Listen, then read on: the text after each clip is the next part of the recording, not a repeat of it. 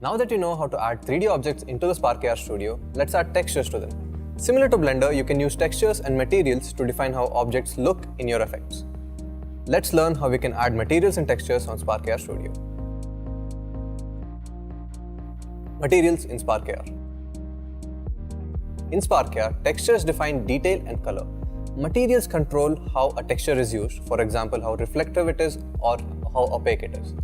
Let's add a material in your project by clicking Add Asset and select Material.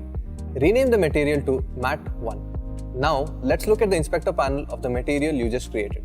The first thing you'll notice is the shader type. There are 6 types of shaders to choose from in Spark AR.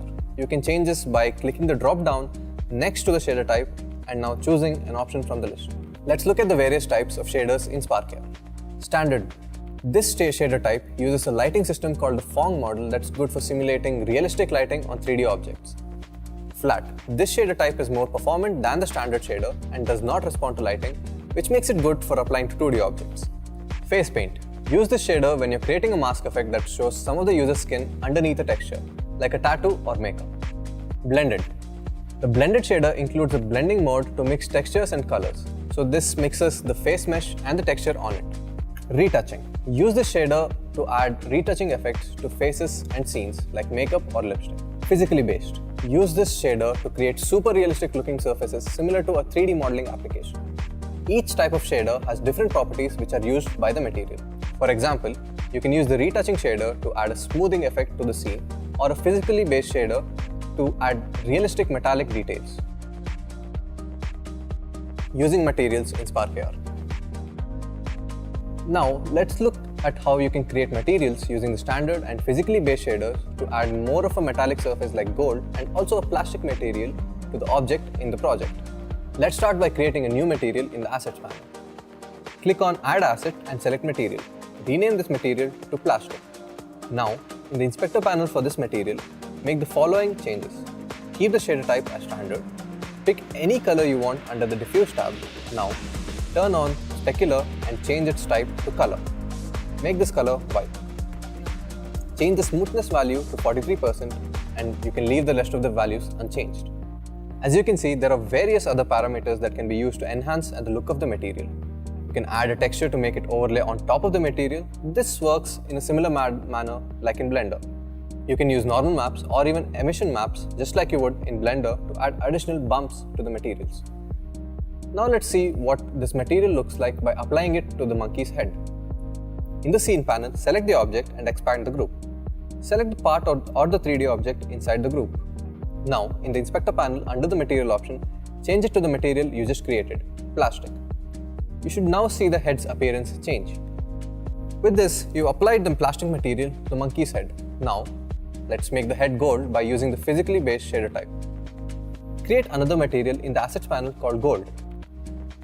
In the Materials Inspector panel, set the following parameters. Change the shader type to physically based. Change the color to a gold one. This seems close enough. Make the metallic 100% and roughness 49%. Leave the rest unchanged. Now let's apply these materials to the object in the scene by expanding it and clicking the 3D object inside the group. Under the Materials tab in the Inspector panel, now select the gold material and you should see the object change its look.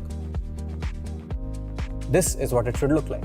Although the metallic value is at 100%, the metal does not look bright enough. We can fix this later by using lights in the scene.